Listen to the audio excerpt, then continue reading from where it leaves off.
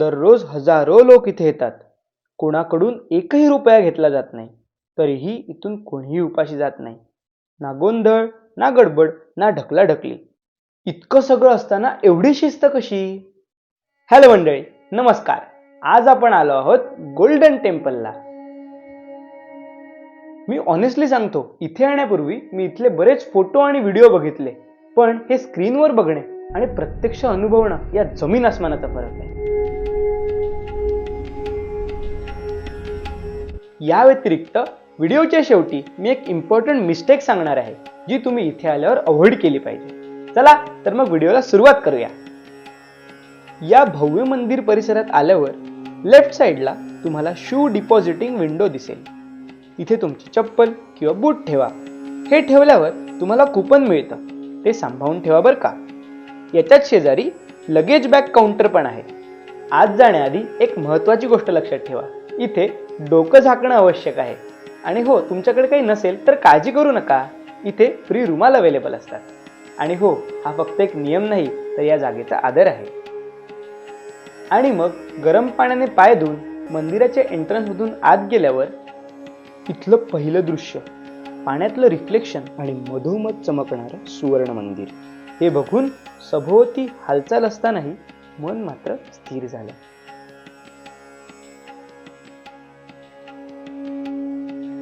दर्शनासाठी रांगेत थांबावं लागतं. वेळ किती लागणार हे तर गर्दीच ठरवते, पण इथली शिस्त ही वेगळीच आहे. शांतपणे, संयमाने पुढे सरकवणारी. आतमध्ये फोटोग्राफी अलाउड नाही, आणि कदाचित तेच योग्य आहे, कारण काही क्षण कॅमेऱ्यासाठी नसतातच.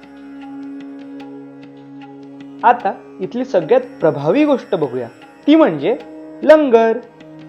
दररोज हजारो लोक इथे एकत्र बसून जेवतात.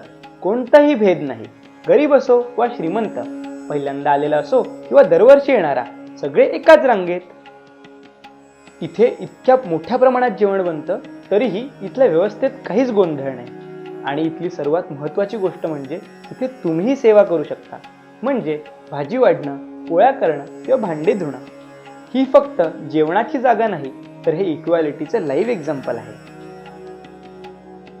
मंदिर परिसरात एक म्युझियमही आहे. इथे सिख हिस्ट्री, वॉरियर्स आणि त्यांच्या बलिदानाबद्दल माहिती मिळते. आणि हो, आतमध्ये फोटोग्राफी अलाउड नाही बरं का. आणि हे म्युझियम बघायला साधारण 30 मिनिटं वेळ लागतो. आता राहायचं कुठे याबद्दल बोलायचं झालं तर भक्त निवास हा एक बेस्ट ऑप्शन आहे. त्याचपैकी एक म्हणजे सारा घरी सरई. इथे रूम्स बेसिक पण फार स्वच्छ आहेत. याचं बुकिंग तुम्ही या वेबसाईटवरून करू शकता. याच वेबसाईटवर या व्यतिरिक्त तुम्हाला इतर भक्त निवास पण मिळतील, ते पण तुम्ही बघू शकता. गोल्डन टेम्पल जवळ राहणं फार सोयीचं पडतं, आणि त्याचं खरं कारण कधी कळतं माहितीये? जेव्हा तुम्ही सकाळी उठून मंदिर परिसरात पाऊल टाकता. सकाळी इथे एक वेगळीच लय असते.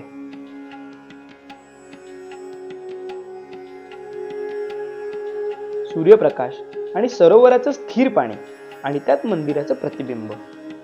मंदिर दिवसाच्या उजेडातही तितकंच सुंदर दिसतं. आणि मग जसजशी संध्याकाळ होते, लाईट्स लागतात आणि दृश्य पूर्ण बदलतं.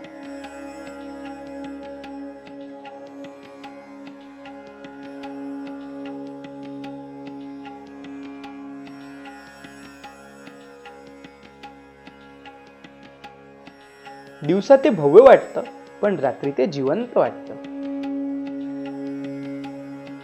जर शक्य असेल तर दोन्ही वेळेला जाऊन बघा. आता मी तुम्हाला शॉर्ट बट स्वीट अशा प्रो टिप्स सांगणार आहे. यातील पहिली, कंपल्सरीली कव्हर युअर हेड. दुसरी, अवॉइड शॉर्ट क्लोथ्स. तिसरी, इझिली रिमुवेबल शूज घाला. चौथी, गर्दीच्या सीझनमध्ये पेशन्स ठेवा. आणि पाचवी, इथले नियम पाळा आणि इथल्या सेवेकरांचा मान ठेवा. आणि सुरुवातीला मी एका चुकीबद्दल बोललो होतो. ती फार साधी आहे. आपण अशा ठिकाणी फारच घाई करतो, दर्शन घेतो, फोटोज काढतो आणि पुढच्या ठिकाणी निघून जातो. पण तुम्हाला या ठिकाणाचा ॲक्च्युअल अनुभव घ्यायचा असेल तर थोडा वेळ फोन बाजूला ठेवा आणि शांत बसून बघा. म्हणजे तुम्हाला लक्षात येईल की काही ठिकाणं फक्त बघण्यासाठी नसतात. तर मग तुम्हाला माझा अनुभव हेल्पफुल वाटला असेल तर हा व्हिडिओ सेव्ह करून ठेवा आणि अशाच मनापासून बनवलेल्या ट्रॅव्हल व्हिडिओसाठी कार्तिक न्यूजला सबस्क्राईब करा. चला तर मग भेटू पुढच्या प्रवासात. तोपर्यंत वाहेगुरु जी दा खालसा, वाहेगुरु जी दी फतेह.